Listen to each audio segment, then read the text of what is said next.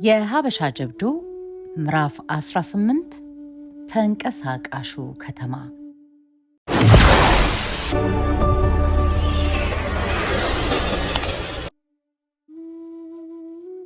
ህዳር አጋማሽ ላይ የራስ ካሳ ጦር የመጨረሻዋን ድንኳን ከአብያቶ ነቅሎ የጣሊያንን ወራሪ ጦር ሊገጥም ጉዞ ጀመረ። የራስ ካሳ ጦር ርዝመቱ ከ15 ኪሎ ሜትር በላይ ነበር። ጦሩ የአምባለጌን ተራራ ለቆ ወደ መቀሌ ሲገሰግስ ጣሊያኖች በመቀሌና በዙሪያዋ በርከት ያሉ ጥራት ያላቸው ምሽጎች ሰርተው ነበር። እንደ ኢትዮጵያውያን ሰላዮች ወይም የገበሬ ሰላዮች እንደ ገበሬ ለብሰው ምንም መሳሪያ ሳይዙ በቀላሉ በጣሊያን ጦር ስር ወድቃ ፍዳዋን ወደምታየው መቀሌ ይገቡና ይሰልሉ ነበር። አባባል ከመቀሌ ከተማ ውጭም በርከት ያሉ የጦር ካምፖች መመስረታቸውን፣ አንድ የጣሊያን ጦርም ወደ ተንቤን ግዛት እየገሰገሰ መሆኑን አስረድተዋል። በመጀመሪያው ቀን ጉዟችን አያቦታ ከምትባል አንዲት መንደር ደረስን። ወዲያው ራስ ካሳ ከአንድ የተጠረበ ከሚመስል ገደል ወደ ወገቡ አካባቢ በጣም አስደናቂና ጥሩ ምሽግ ልትሆን የምትችል የተፈጥሮ ዋሻ ሲያገኙ ነበር በዚች መንደር እንደምንሰነባበት የተረዳሁት። በዚያች ዋሻ በየቀኑ እንደ አስፈላጊነቱ ከፍተኞቹ መኮንኖች፣ ሹሞች ለምክር ይሰበሰቡ ነበር። እውነቱን ለመናገር እኔ ወደዛ ዋሻ መሄድ ይቀፈኝ ነበር። ይታያችሁ ካሁን አንድ ድንጋይ ተፈንቅሎ አለቀልኝ እያልኩ ስጋቱ። ከሁሉም በላይ ደግሞ ወደ ዋሻዋ የምትወስደዋ ጠባቧ መንገድ ምንም እንኳን ወታደሮች ጠራርበው ሊያሰፏት ቢሞክሩም ለሰው ልጅ ቀርቶ ለዝንጀሮም ትከብዳለች። ከሁሉም በላይ የገረመኝ ሽማግሌው ራስ ካሳ በቀን 5ቴም 6ቴም እንዳስፈላጊነቱ ያችን የዝንጀሮ መንገድ ያለ ችግር ይወጡና ይወርዱ ነበር። የራስ ካሳ ጦር ካለፈው የቦምብ ውርጅብኝ ተምሮ እዚያም እዚህም ከየአለቱና ከየድንጋዩ ሁሉ ስር ለራሱ ጉድጓድ ይቆፍር ነበር። የቦምቡ ድብደባ ሲጀምር የሚደበቅበት ጉድጓድ ማለት ነው። ጦራችን የሰፈረባት አዲሷ መንደር ጦሩ እዚህም እዚያም እንደ ነገሩ በሚቀይሳት ጎጆ በ2 ቀን ውስጥ ወደ ትልቅ ግዙፍ ከተማነት ተለወጠች። ተንቀሳቃሽ ዘላን ከተማ። በ3ኛው ቀን ራስ ካሳ ትልቁ የእንግዳ መቀበያቸውን ድንኳን እንዲጥሉ ትዕዛዝ ሰጡ። ዛሬ ታላቅ እንግዳ ይጠብቃሉ። ራስ ስዩም መንገሻ። ራስ ስዩም መንገሻ መተማ ላይ ከድርቡሾች ጋር ሲዋጉ የወደቁት የአፄ ዮሐንስ 4ኛ የልጅ ልጅ ናቸው። የምዕራብ ትግራይ ገዢ የሆኑት ራስ ስዩም መንገሻ ጦርነቱ በተጀመረ ሳምንት የጣሊያኑ ጦር እየገፋ ሲመጣ አድዋን ለቀው ለመውጣት ተገደው ነበር።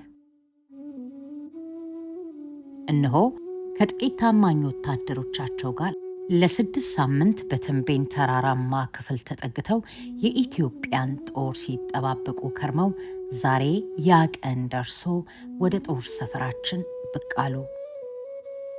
ከጠዋት ጀምረው የራስ ካሳ የክብር ዘብ ከድንኳኑ ግራና ቀኝ እንደ ነገሩ ተሰልፈው ይጠብቃሉ። ከርቀት ላይ መልእክተኛው በፈጣን ፈረስ ቀድሞ መጥቶ የራስ ስዩምን መቃረብ አበሰረን። ብዙም ሳይቆይ ጥቂት ፈረሰኞችና ነጭ ሸማ የለበሰው ጦራቸው ለዓይን እይታ ገባ። የራስ ካሳ የክብር ዘብ አዛዥ ቀኛዝማች አበበ ወታደሮችን በተጠንቀቅ እንዲቆሙ አዘዛቸው። ወዲያው የጦር ነጋሪቶች ያን አስፈሪ ድምፃቸውን ከገደል ማሚቱ ጋር እየተቀባበሉ ያስተጋቡ ጀመር። ራስ ስዩም እንደደረሱ ከራስ ካሳ ጋር ተሳስመው ተያይዘው ወደ ድንኳን ገቡ። ራስ ስዩምን ካጀቡት በርካታ መኳንንቶች ጋር አንድ ረዘም ያለና የተጨማደደ ካኪ የለበሰና የጦር ሜዳ ቆብ የደፋ አውሮፓዊም አየው።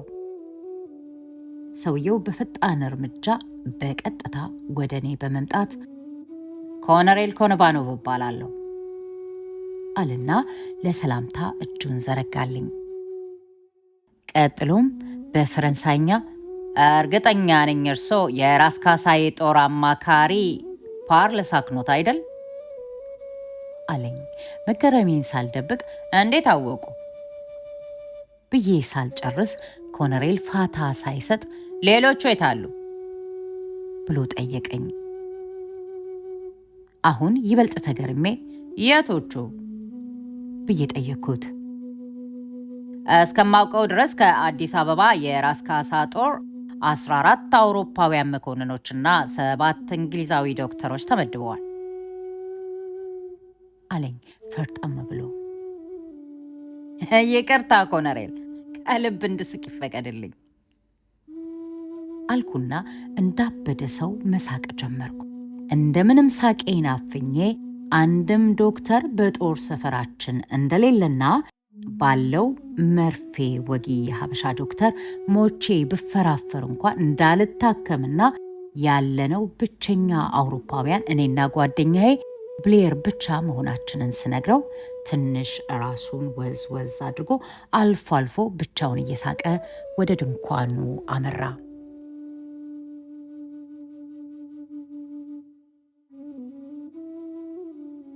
መጀመሪያ ብቻዬን ነበርኩ።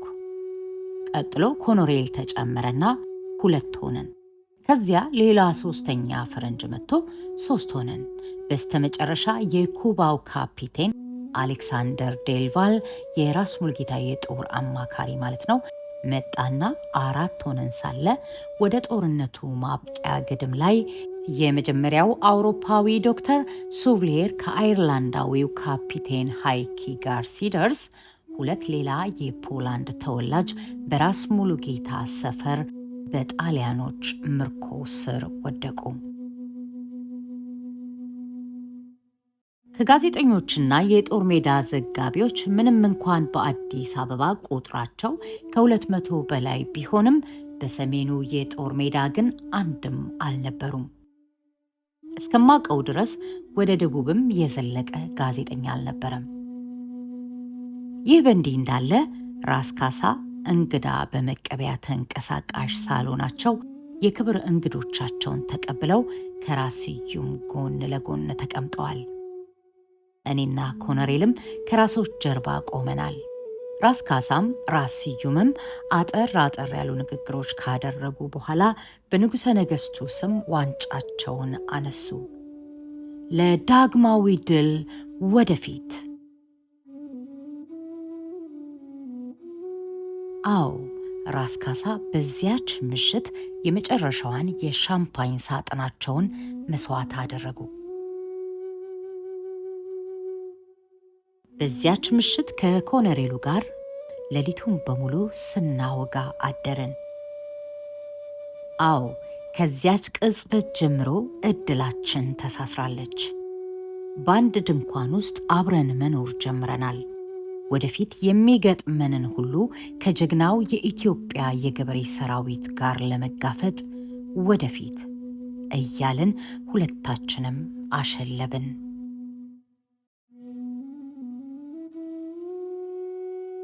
ጣሊያኖች ስለ 2ቱ ራሶች መገናኘት በሰላዮቻቸው አማካኝነት ሳይሰሙ አልቀሩም መሰለኝ። በበነጋታው ከጠዋቱ 2 ሰዓት ላይ ከላይ ከተራራው ጥግ የማስጠንቀቂያ ጥይቶች ተከታትለው ተተኮሱ። ወዲያው ከየገደሉ ስር ነጋሪቶች ድምፃቸውን አስተጋቡ። ብዙም ሳይቆይ በሰማይ ላይ ድምፃቸውን አስቀድመው 3 ነጫጭና ትንንሽ ነጠብጣቦች ታዩ። ቀጥለውም ሌሎች 3 ብቅ ብለው ሰፈራችንን 1-2 ከዞሩ በኋላ የቦምብ ዝናባቸውን ያወርዱብን ጀመር። ከጥቂት ደቂቃዎች በፊት ጸጥታ የሰፈነባትና ሰላማዊዋ መንደራችን በደቂቃዎች ውስጥ ወደ ገሃነም እሳትነት ተለወጠች። ይሄ የገሃነም እሳት እታች ወንዙ ስር መደዳውን የሚግጡትን የቀንድና የጋማ ከብቶችን አስበርግጎ ነፍሴ አውጭኝ በየአቅጣጫው ደንብረው ሲሮጡ ይታይ ነበር። 1 ሰዓት የፈጀው ይሄ የቦምብ ዝናብ እንደ ዕድሜ ልክ ረጅም ነበር።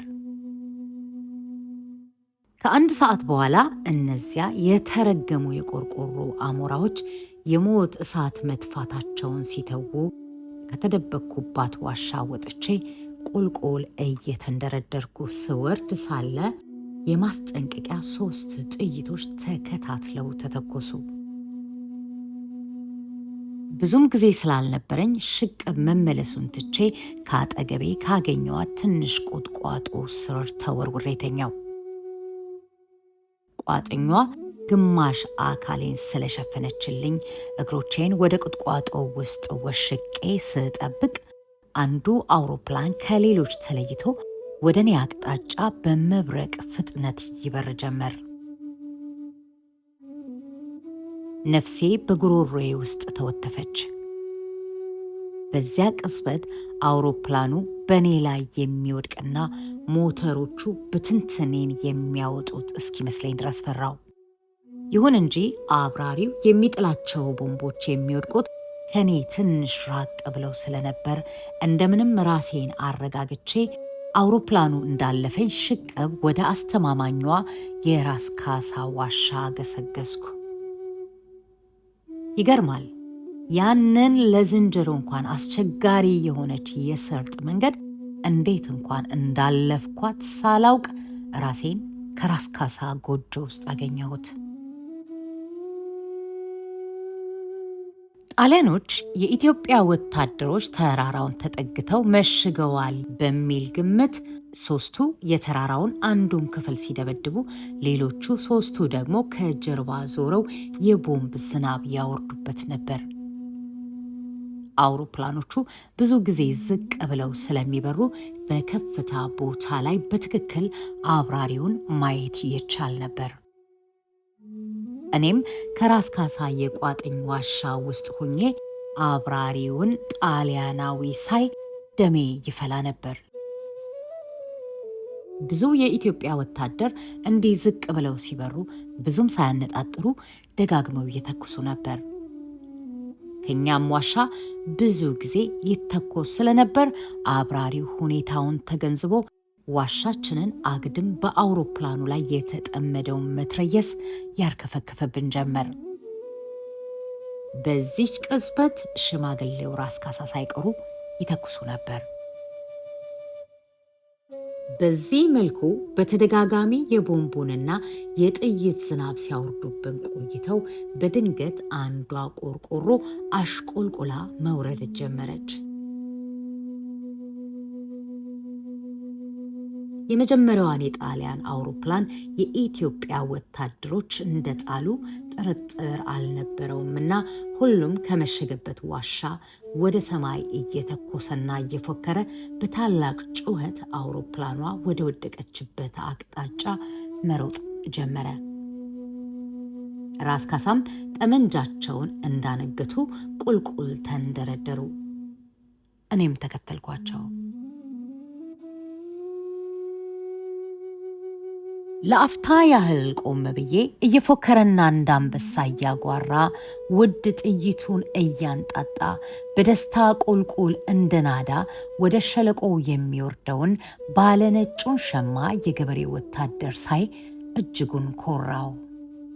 እኔም ደስታዬን መቆጣጠር አቅቶኝ ጥርሴን እያፋጨው ወደ ሰማይ እየተኮስኩ ቁልቁል ስንደረደር 3 ጥይቶች ተደጋግመው ተተኮሱ። ቀጥሎም ነጋሪቶች ከያቅጣጫው ጩኸታቸውን አሰሙ። ይሁን እንጂ ያ እንደ ናዳ የሚወርደው ወታደር አልሰማም ነበር። እየፎከረና እየጮኸ ወደ ታች ወረደ።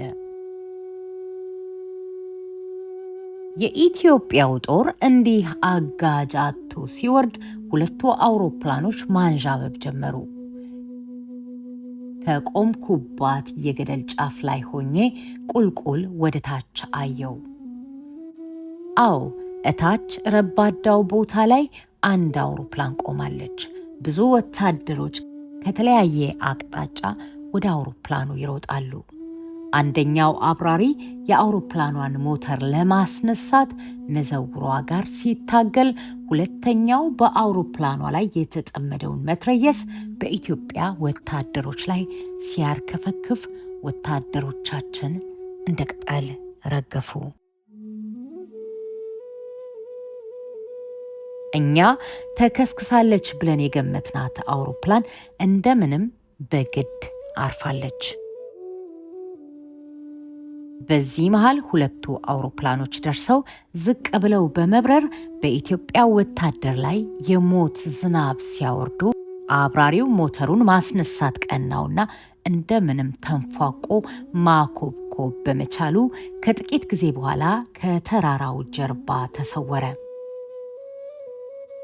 እስከ ምሽት ድረስ ወታደሮቻችን ሬሳና ቁስለኛ ሲሰበስቡ አመሹ። መርፌ ወጊው ሐኪማችን ፋታ አጥቶ ይዋከባል። ያለምንም እረፍት ይሰራል።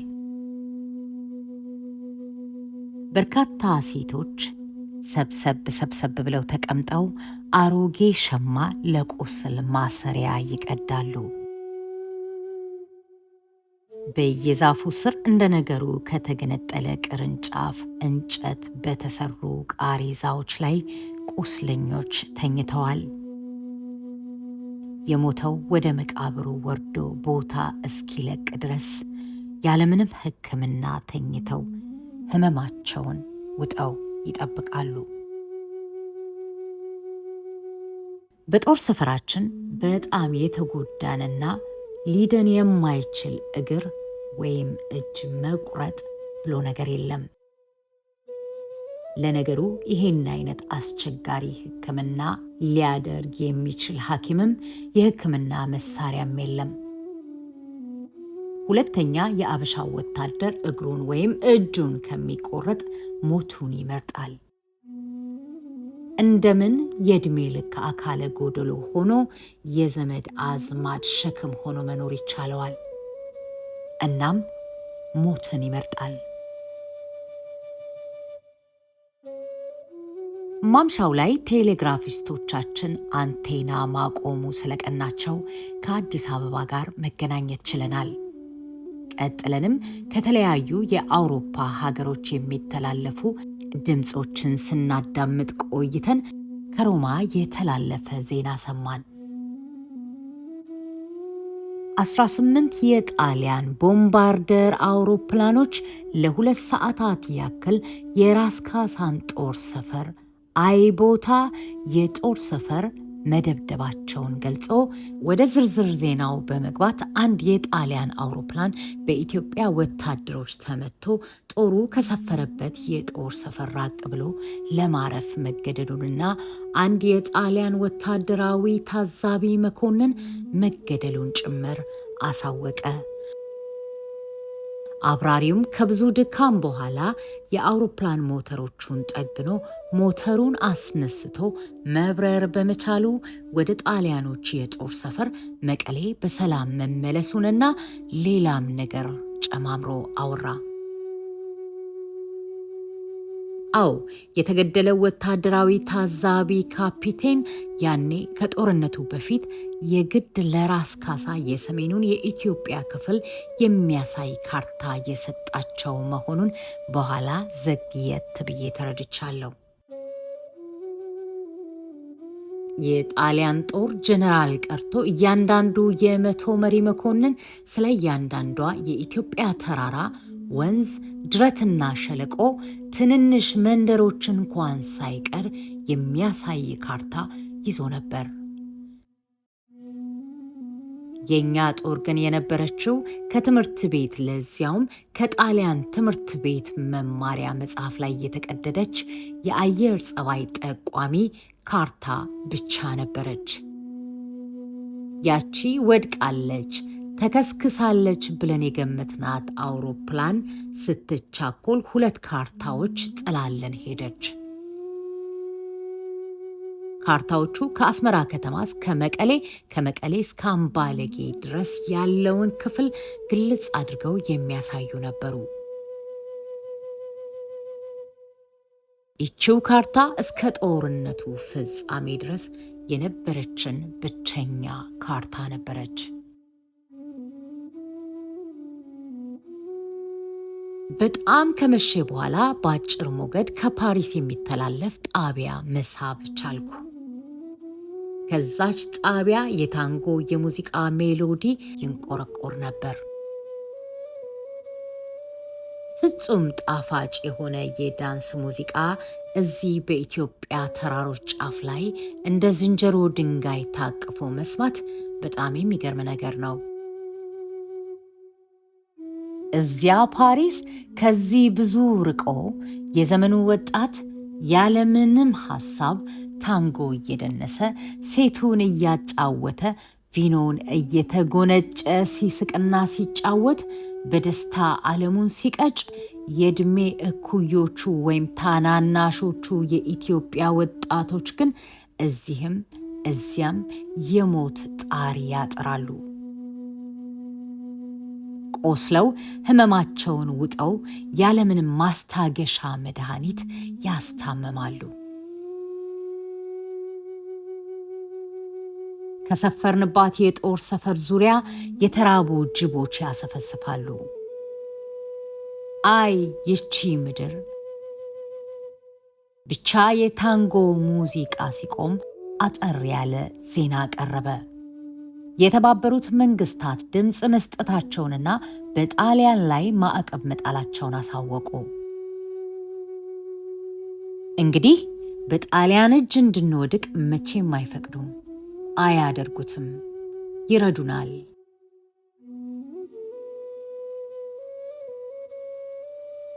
ከጥቂት ደቂቃዎች በኋላ እኩለ ሌሊት ይሆናል። ህዳር 18 ቀን 1935 ዓመተ ምህረት አለፈች። አድማጮች፣ የሀበሻ ጀብዱ ምዕራፍ 18 ይህንን ይመስላል። 19 እንከታተል።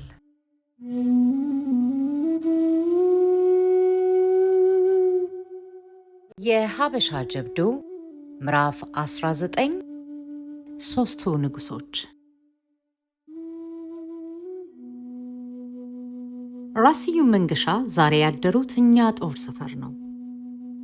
የራስ ስዩም ጦር የሰፈረው ከኛ ጦር ሰፈር የተወሰኑ ሰዓቶች የሚፈጅ መንገድ ራቅ ብሎ ነው። እታች ቆላው ውስጥ ነው። ራስ ስዩም መንገሻ ያላቸው የሚከተላቸው ወደ 5000 የሚሆን ወታደር ብቻ ነው። የቀረው ጦራቸው በትናንሽ ሹሞች እየተመራ ተበታትኖ ተንቤን ውስጥ ከጠላት ጋር እየተዋጋ ነው። እንደሚመስለኝ ራስ ስዩም መንገሻ አድዋን ሲለቁ ብዙ ንብረት ያዳኑ አይመስለኝም። ወይም ደግሞ ለወታደሮቻቸው የወር ደሞዝ ለመክፈል ይችሉ ዘንድ ከራስ ካሳ 5000 ጠገራ ብር ወይም ማርትሬዛ ብር ተበድረው ነው የሄዱት። የኢትዮጵያ ወታደሮች የወር ደሞዝ 1 ብር ነበር። በዚች 1 ብር ወር እስከ ወር ቀለባቸውን ችለው መቆየት አለባቸው። ይቺ 1 ብር የገበሬውን ወዶ ገባ ወታደር አትመለከትም። ለምሳሌ የደጃዝማች አበራ 20,000 ጦር ከደጃዝማች አበራ 1 ብር እንኳን ሲወስድ አላየውም። የራስ ካሳ ጦር ካዝናው ወደ 300,000 የማርትሬዛ ጠገራ ብር ይጠጋ ነበር። በዚህ በጦር ሰዓት ማንም የወረቀት ገንዘብ ስለማይቀበል የነዚህን ከባድ የብር ሳንቲሞች መሸከም ግድ ነበር። የራስ ካሳ ካዝና ክብደት ወደ 8 ቶን አካባቢ ሲሆን እነዚህን ብሮች በሳጥን ከቶ ከጦሩ ጋር ለማጓጓዝ ወደ 200 የሚሆኑ አህዮች ያስፈልጉ ነበር። ባለፈው ከራያ ሽፍቶች ጋር ችግር በተፈጠረ ጊዜ የተወሰነ ሳጥኖችን ዘርፈው ስለነበር ራስ ካሳ ገንዘብ ቤታቸውን ብሮቹን እንዲቆጥር አዘውት ከጠዋት ጀምረው 4 የገንዘብ ቤቱ ረዳቶችና ገንዘብ ቤቱ ተቀምጠው ዋናው ገንዘብ ያዥ ሳጥኑን ይከፍትና ብሮቹን ሜዳ ላይ ዘርግፎ አንዷን እያነሳ ሲወረውር ሌሎቹ 4ቶቹ 1 ይላሉ። ሁለተኛዋን ሲወረውር 2 ይላሉ። ሶስተኛዋን ሲወረውር 3 እያሉ ቆጠራ ውስጥ ገቡ። ከሰዓት በኋላ እንደ ገንዘብ ቤት ከተመረጠች አንዲት ዋሻ አጠገብ ሳልፍ ገንዘብ ቤቶቹ በትዕግስት እየቆጠሩ 12375 መድረሳቸውን ሰማሁ። ማምሻው ላይ ስመለስ በዛው በገንዘብ ቤት በኩል ሳልፍ ገንዘብ ቤቶች በዋሻ ውስጥ ሆነው ከፍ ባለ ድምፅ ይጨቃጨቁ ነበር። ነገሩን በኋላ ስሰማ አንድ የራስ ካሳ ዘብ ከራስ ካሳ ወደ ዋናው ገንዘብ ቤት ተልኮ ወደ ዋሻው ከገባ በኋላ መልእክቱን ለዋናው ገንዘብ ያዥ እያስረዳ ከተቆለለው የማር ትሬዛ ብር አንዷን በእግሮቹ ጣቶች ቆልፎ ሊወጣ ሲል ከ4ቱ አንዱ ስላየው ዘቡን ብሯን ቢመልስም ይሄ ግርግር ቆጣሪዎቹን ቁጥር አሳሳታቸው እና አንዱ 24753 ነው ብሎ በምኒልክ ሲምል፣ ሌላው ደግሞ የለም 24553 ነው ብሎ እሱም በምኒልክ ይምላል። በመጨረሻ ዋናው ገንዘብ ያዥ እንደ ንጉሥ ሰለሞን ይፈርዳል። በሉ አሁን መሽቷል፣ ነገ በጠዋት ተነስተን እንደገና እንቆጥራለን ይላቸውና ይለያያሉ። በሁለተኛው ቀን መቁጠሩ ስላልሆነላቸው ጭቅጭቁን ትተው ለራስ ካሳ ምንም እንዳልጎደለ ተናግረው ብሮቹን ወደ ሳጥን መልሰው ቆለፏቸው። በርከት ያሉ አስቸጋሪ ቀናቶች አለፉ። መላ አካላቴ ክፉኛ ደክሟል። ትኩሳት በትኩሳት ሆኛለሁ። በጦር ሰፈራችን እውነተኛ ዶክተር ቢኖር ኖሮ ባለሁበት ሁኔታ ቢያንስ ለተወሰኑ ቀናቶች ለጥ ብዬ በጸጥታ እንድተኛ ትኩሳቴን እንዳስታመም ባዘዘኝ ነበር። ግን መተኛቱ የማይታሰብ ጉዳይ ነው። እንዴትስ ታስበው? ገና ሳይነጋ በወጋገን ድንኳናችንን ለቀን ወደ ዋሻ መግባት አለብን። አለበለዚያ ልክ ጎህ ሲቀርድ እነዚያ የተረገሙ የቆርቆሮ አሞራዎች መጥተው ድራሻችንን ያጠፉናል። አሁን የኢትዮጵያ ወታደር የጣሊያንን አውሮፕላኖች ተላምዷቸዋል። ገና ሳይመጡ በፊት ድንኳኑን ነቅሎ ልክ ማስጠንቀቂያዎቹ ተኩሶች ሲተኮሱ ተረጋግቶ ወደ ቆፈራት ዋሻው ይገባል። በከንቱም ውድ ጥይቱን ማባከኑን እርግፍ አድርጎ ትቶታል። ምንም እንኳን በየቀኑ ለረጅም ሰዓታት በቦምብ ቢደበደብም እንደ መጀመሪያው አካባቢ ብዙ ሰው አያልቅብንም ነበር። ያዋሻዋ የቦምብ ናዳ ሳትችል ቀርታ በቆፈራት ምሽጉ የሚቀበር እድለ ቢስ ግን አይጠፋም ነበር። በዚህ መሃል ጣሊያኖች ሽፋታ ከምትባል ቀበሌ ወደ መቀሌ አካባቢ የጀመሩትን የአውሮፕላን ማረፊያ ሰርተው ጨረሱ። እንደ ኢትዮጵያውያን ሰላዮች አገላለጽ ወደ 30 አውሮፕላኖች፣ ወደ 30 ታንኮችና በርካታ የጭነት መኪናዎች ከብዙ ተንቀሳቃሽ ብረት ለበስ መኪና ነገሮች ጋርና በጣም ብዙ ወታደሮች ማስፈራቸውን ተናግረዋል። እዚህ ላይ የኢትዮጵያ ሰላዮች ወታደር ቁጥር ላይ ብዙም አይሆንላቸውም። እናም ብዙ የሚለውን ቃል ይጠቀሙ ነበር። ኢትዮጵያውያን በአይነታቸው ተወዳዳሪ የማይገኝላቸው ድንቅ ሰላዮች ቢሆኑም በወታደር ቁጥር ላይ ግን ችግር ነበረባቸው። በየሻለቃው የተመደበውን ጦር ለይተው ማወቅና ማስላቱ ችግር አለባቸው። ወይም ደግሞ እንዲያው ዝም ብለው ብዙ ወይም በጣም ብዙ ማለት ይቀናቸዋል ማለት ነው።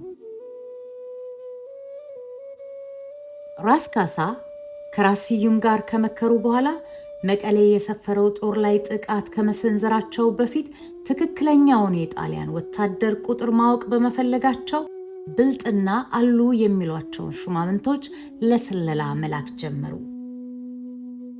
ሰላዮቻችን ወደ መቀሌ ሲጓዙ በአብዛኛው እንደ ተራ ባላገር ገበያተኛ ለብሰውና ያለምንም መሳሪያ የፍየል ግልገል ወይም ዶሮ ወይም ደግሞ የፍየል ቆዳ ይዘው ወደ መቀሌ ከተማ ገብተው ይሰልሉ ነበር። ይሁን እንጂ አንዳንድ ገበሬዎች ለሁለቱም ወገን ይሰልሉ ስለነበር ይሄንንም ጣሊያኖች ደርሰውበት ለመቀጣጫ ብዙ ሰው በመቀሌ አደባባይ ሰቀሉ፣ ረሸኑ። ከነዚህ ምስኪኖች መሃል ብዙዎች በእውነትም የሆነ ነገር ሽጠው ዕቃ ለመግዛት የመጡ ገበያተኞች ነበሩ። ጣሊያኖቹ በዚህ መልኩ ብዙ ኢትዮጵያውያን ገበሬዎች ቢፈጁም የኛ ሰላዮች ሳይበገሩ በየቀኑ ወዶ ገባ ራስ ካሳ ፊት እየቀረቡ እድሉ እንዲሰጣቸው ይለምኑ ነበር። አንድ ቀን ማምሻው ላይ አንድ ሸምገል ያለ ጸጉሩን ያጎፈረ ረዘም ያለ ሽማግሌ ሸበቶ ራስ ካሳ ፊት ቀርቦ ወደ መቀሌ ይልኩት ዘንድ ለመነ። ራስ ካሳ የሽማግሌውን ሁኔታ አይተው ደስ እንዲለው ብቻ ሲፈቅዱለት እንዲጠነቀቅና ጦሩ እንደሚፈልገው ጭምር አስጠንቅቀውና ሞራል ሰጥተው ላኩት። ይሄ ሽማግሌ ወደ መቀሌ ጉዞ ሲጀምር ዶሮም ይሁን ፍየል፣ ግልገል፣ የፍየል ቆዳ ምንም የሚሸጥ ነገር አልያዘም ነበር። በምትኩ ይሄ ብልህ ሽማግሌ ሁለት አነስ ቢሉም ለመሸከም የሚከብዱ ያልፈነዱ ቦምቦች ይዞ ጉዞውን ቀጥሎ በሁለተኛው ቀን በርካታና ጠቃሚ የሆኑ መረጃዎችን ይዞ ተመለሰ። እኔም በወሬ የዚህን የሽማግሌ ዝና ሰምቼ አይቅርብኝ አልኩና ያኔ ትኩሳት በነበረን ጊዜ ደጃዝማች አበራ ከለገሱኝ አረቄ ከሲጋራዎች ጋር ሽማግሌውን ጋብዤ አስደናቂውን ጉዞውን እንዴት እንደነበረ እንዲያጫውተኝ ለመንኩት። እውነት ለመናገር ሽማግሌው ሲያጫውተኝ ሳቄን መቆጣጠር አልቻልኩም ነበር። ነገሩ እንዲህ ነው። ሽማግሌው ሁለቱን ቦምብ በመያዝ ወደ ጣሊያን ጦር ሰፈር ይሄዱና አለቃችሁን አቅርቡልኝ ይሏቸዋል። ጣሊያኖች ወታደሮች የሚናገሩት ስላልገባቸው አስተርጋሚ ወዳለው 100 አለቃ ይወስዷቸዋል። ሽማግሌው 100 አለቃው ጋር ይቀርብና ጌታዬ ይሄውሎት ትናንት ወደ እርሻ ቦታዬ ሲሄድ እነዚህን 2 ብረቶች ከማሳይ ውስጥ አገኘኋቸው። እንደ ጎረቤቴ አባባል ከጣሊያን አውሮፕላኖች ቂጥ ስር ነው የወደቁት አሉ። እናም ይሄውሎት እነሆ ይዤሎት መጥቻለሁ፣ ይቀበሉኝ፣ በምትኩም ካሳ ይሰጠኝ ብለው ይለምናሉ። 100 አለቃው በሽማግሌው ታሪክ እየሳቀና ቦምቦቹን ተቀብሎ ካሳውን ሳይከፍለው ትከሻውን መታ መታ እያደረገ ከጣሪያ በላይ እየሳቀ ሽማግሌውን ያባረራቸዋል።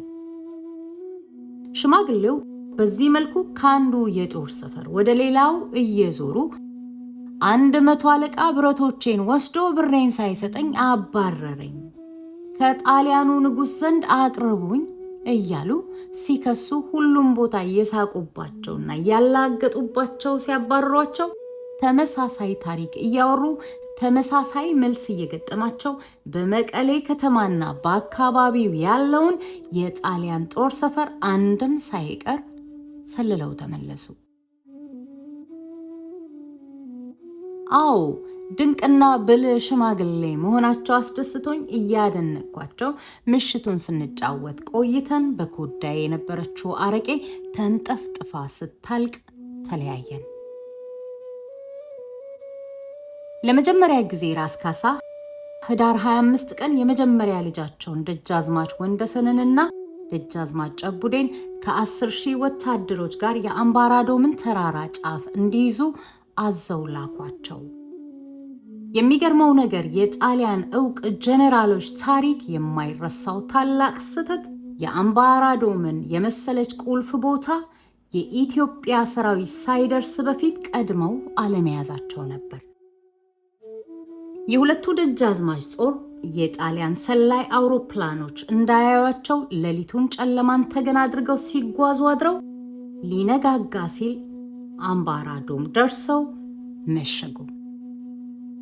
የጣሊያን አውሮፕላኖች ረፋዱ ላይ አምባራዶምን ሲዞሩ አረፋፍደው በስተመጨረሻ የተሸከሙትን የቦምብ ጭነት በትንሿ እንጣሎ ከተማ ላይ አራግፈው ወደ መቀሌ ተመለሱ።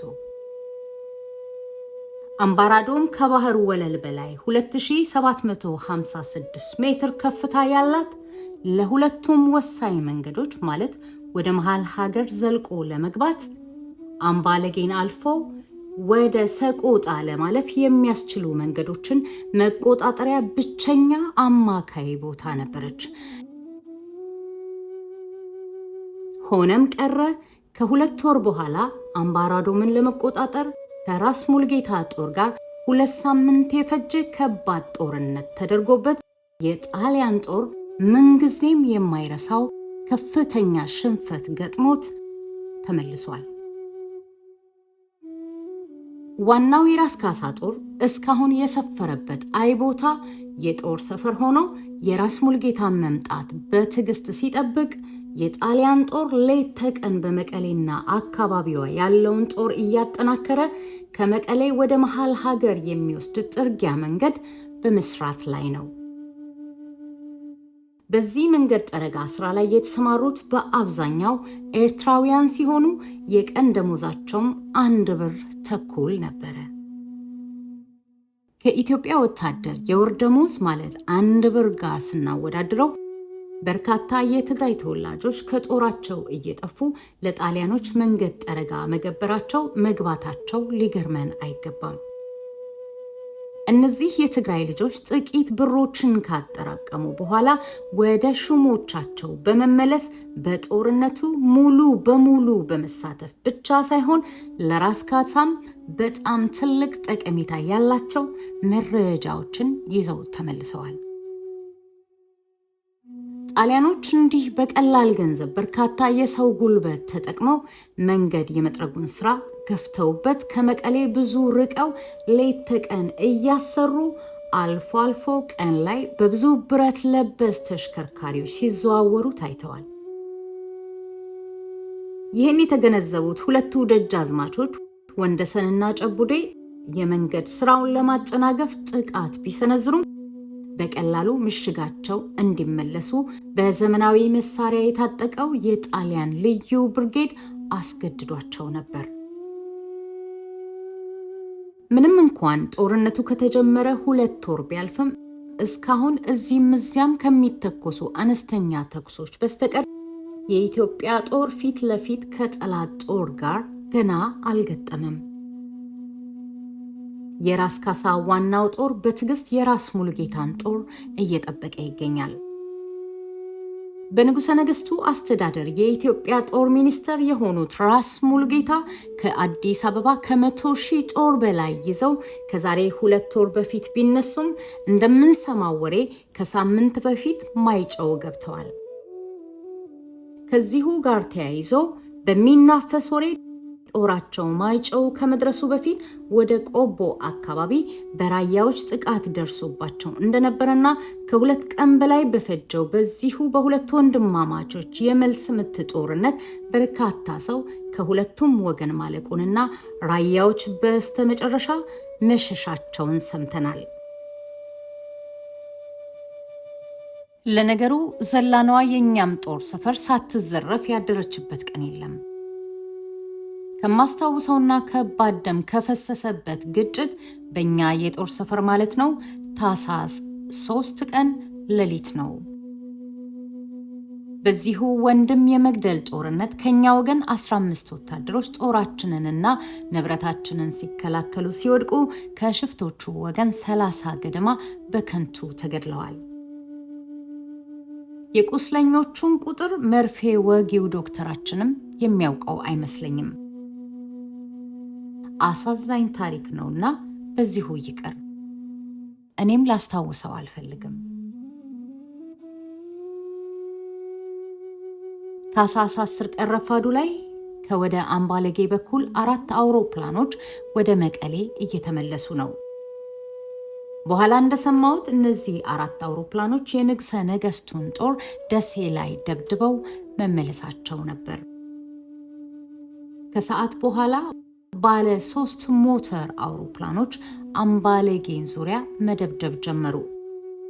ከወትሮ የተለየ ነገር ቢኖር አውሮፕላኖቹ አሁን ትላልቅ ቦምቦችን ስለሚጠሉ ፍንዳታው በሚያስነሳው እሩምታ የሚንቀጠቀጠው መሬት እኛ ድረስ ዘልቆ ይሰማ ነበር።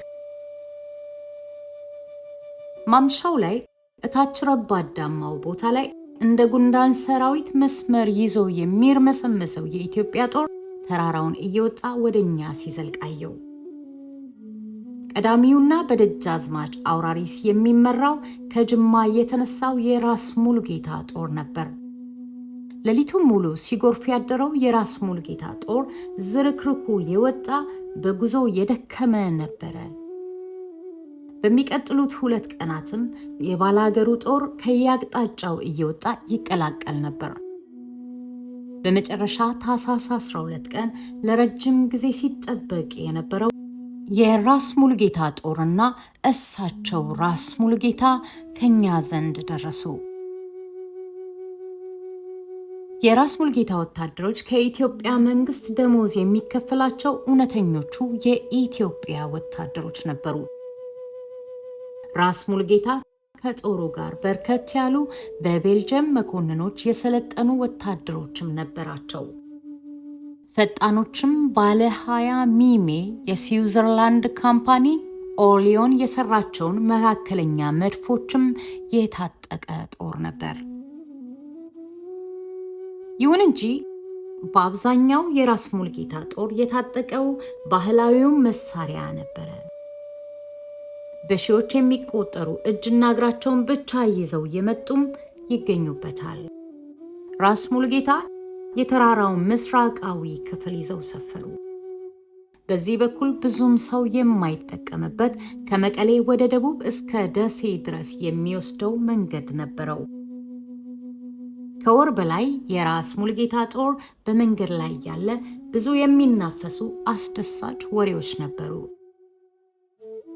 እንደ ወሬው የራስ ሙሉጌታ ጦር በብዙ አውሮፕላኖች መኮንኖች የሚመራና በርካታ የብሪታንያ የቀይ መስቀል ዶክተሮችም እንዳሉትና ሌላም ጥሩ ወሬዎች ጣፍጠው ይወሩለት ነበር።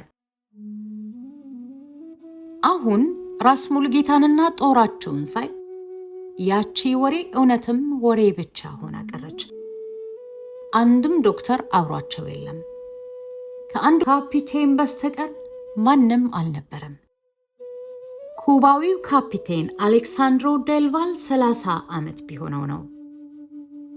የተወለደው አሜሪካን ሀገር ቴክሳስ አካባቢ ሲሆን እዛ ቴክሳስ ውስጥ የሚሊተሪ አካዳሚ ገብቶ የተማረ ሲሆን እዛው አካዳሚ ያለ ከአንድ የሜክሲኮ ጀነራል ልጅ ጋር የክፍል ጓደኛው ማለት ነው ይወዳጅና ሜክሲኮ ውስጥ አብዮት ሲፈነዳ ጄኔራሉን ከነልጃቸው አጅቦ ወደ ሜክሲኮ ይሄዳል።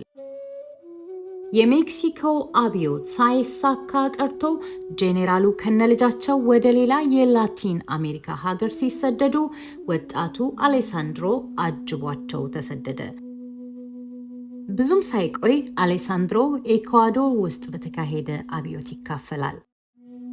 በዚሁ አብዮት ኤኳዶር ውስጥ በብዙ ጥይቶች ተመቶ እንደቆሰለ ይማረካል። አሌሳንድሮ በኤኳዶር መንግስት ምሕረት ያገኝና ወደ ኩባ ይሄዳል። ይሄው ወጣት ካፒቴን ኩባ ውስጥ በተፈጸመ ወታደራዊ እንቅስቃሴ ይሳተፍና ተይዞ ሞት ይፈረድበታል። በእስር ላይ ያለ ዘበኞቹን ጉቦ ከፍሎ አሳምኖ እንደ አንድ የእንግሊዝ መኮንን ልብስ ለብሶ በአንድ ወደ እንግሊዝ ሀገር በሚያመራ መርከብ ተሳፍሮ እንግሊዝ ሀገር ይገባል። ከጥቂት ወራት በፊት ለንደን ኢትዮጵያ ኤምባሲ ቀርቦ ለንጉሠ ነገሥቱ ጦር ያገለግል ዘንድ ጠየቀ። ጥያቄው አዎንታዊ መልስ አግኝቶ እነሆ ዛሬ የራስ ሙሉጌታ የጦር አማካሪ ሆኖ ካጠገቤ ይገኛል።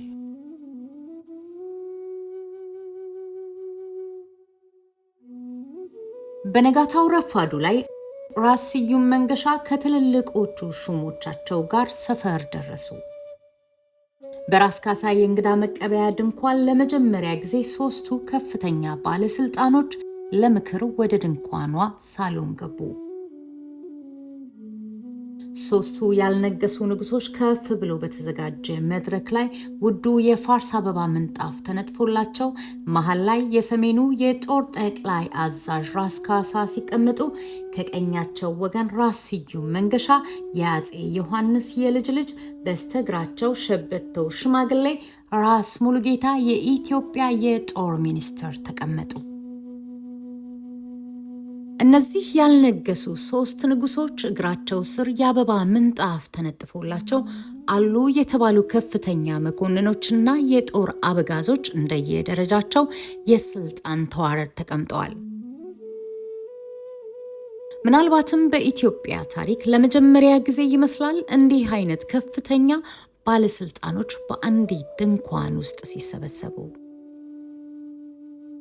አዎ ዛሬ በዚህች ድንኳን ውስጥ ደጃዝማች ኃይሉ ከበደ የዋክሹም የከበደ ልጅና ወራሽ የአፄ ቴዎድሮስ የልጅ ልጅ ደጃዝማች አውራሪስ የጅማው ደጃዝማች አበራ የሰላሌውና ታላቅ ወንድሙ ደጃዝማች ወንደሰንና ሌሎችም በርካታ ደጃዝማቾች፣ ፊት አውራሪዎች፣ ቀኛዝማቾች፣ ግራዝማቾችና ሌሎችም ሹሞች ተሰብስበዋል።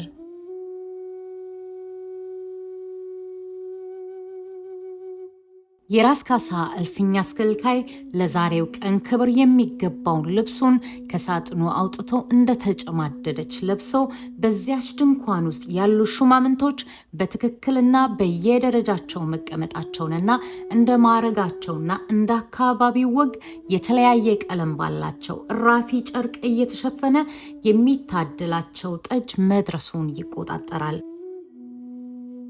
ወታደራዊው ምክር ለረጅም ሰዓታት ተካሂዶ በመጨረሻ አንድ ውሳኔ ላይ ተደረሰ። እያንዳንዱ ሹም ተራው ሲደርስ እየተነሳ የጣሊያንን ጦር እንዴት ገጥሞ ማሸነፍ እንዳለበት የሚነድፈውን ንድፍ እያስረዳ ይቀመጣል። በመጨረሻ ደጃዝማች አበራና ደጃዝማች ኃይሉ ከበደ ያቀረቡት ሐሳብ ብዙ ካከራከረና ሌላ ብዙ ነገሮች ከተጨመሩበት በኋላ 100% በአንድ ድምፅ ጸደቀ። ይሄም ፕላን ከወታደራዊ ስትራቴጂክ አንጻር መጥፎ አልነበረም። ተግባራዊ ማድረግም በሚገባ ይቻል ነበር።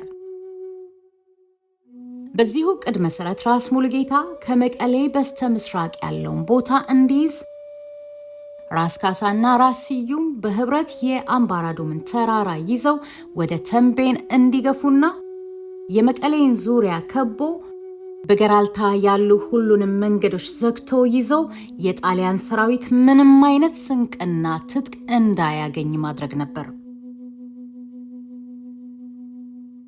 በየቀኑ ወደ ጦር ሰፈራችን በቡድን እየሆኑ የኤርትራ ተወላጅ የገበሬ ወታደሮች ይጎርፋሉ። እነዚህ ወታደሮች በሰላሙ ጊዜ ኤርትራ ውስጥ ውትድርና ገብተው ዛሬ ጦርነት ሲጀመር የጣሊያንን ጦር እየከዱ ከነትጥቃቸው በምኒልክ እየማሉ ከወንድሞቻቸው ጋር ይቀላቀሉ ነበር። እነዚህ ውድ ኤርትራ ልጆች የኢትዮጵያው ጦር በሚቀጥሉት 5 ወሮች ከጠላት ጋር ገጥሞ ድል በመታባቸው የጦር አውድማዎች ሁሉ ተሳትፈው ጀግንነታቸውን አስመስክረዋል። የጣሊያን ጥቁር ሸሚዝ ለባሽ የጦር መኮንኖች በውጊያ ላይ በመጀመሪያው ረድፍ ኤርትራውያንን አሰልፎ አስተማማኝ በሆነ ርቀት ይከተሉ ነበር። ኤርትራውያን ታዲያ ሁሌም ከኢትዮጵያው ጦር ጋር በገጠሙ ጊዜ ወይ ፈጽሞ አይተኩሱም አሊያም ሆን ብለው ወደ ሰማይ እየተኮሱ ከወንድሞቻቸው ጋር ይቀላቀሉ ነበር። ኢትዮጵያውያንም ኤርትራውያንን ትጥቅ ለማስፈታት ጊዜ ሳይፈጁ አልፈው የጣሊያኑን ጦር ይገጥሙ ነበር። በእንዲህ አይነት ሁኔታ የሚደነግጠው ጣሊያን ጦር ብዙም ሳይታኮስ ይሸሽ ነበር። ኤርትራውያን በሚበዙበት የጣሊያን ክፍለ ጦሮች ብዙ ብጥብጥ ይነሳ ነበር። አብዛኛው ኤርትራውያን ጣሊያኖችን አለቆቻቸውን ረሽነው ከነሙሉ ትጥቃቸው ወደ ኢትዮጵያውያን ወንድሞቻቸው ወገን የሚገቡበት ጊዜ ጥቂት አልነበረም። በጦር ሰፈራችን እነዚህ ኤርትራውያንን ለመቀበል በየቀኑ ድግስ ይደገስ ነበር። ኤርትራውያን በእምዬ ምኒልክ ስም እየማሉ በተለያዩ ደጃዝማችና ፊት አውራሪዎች ስር ይመደቡ ነበር። አልፎ አልፎ ራስ ካሳ ሹመት እየሰጡ የራሳቸውን ጦር እንዲመሩ ያደርጉ ነበር። የጣሊያን የቅኝ ግዛት አስተዳደሮች በእነዚህ ኤርትራውያን ላይ ከፍተኛ የሚሉትን እርምጃ ይወስዱ ነበር። ወደ ኢትዮጵያ የከዳ ወጣት ቤተሰቡን ንብረት ይወርሳሉ። ንብረትም ከሌላቸው ያስሯቸው ነበር። አልፎ አልፎ ለመቀጣጫ ወጣቶችን ሰብስበው ይረሽኑ ነበር። ይሄ የጣሊያኖች ጭካኔ ውድ የኤርትራን ልጆች ግን ወደ ኋላ አላስበረገጋቸውም። በየጊዜው ወደኛ ይጎርፉ ነበር።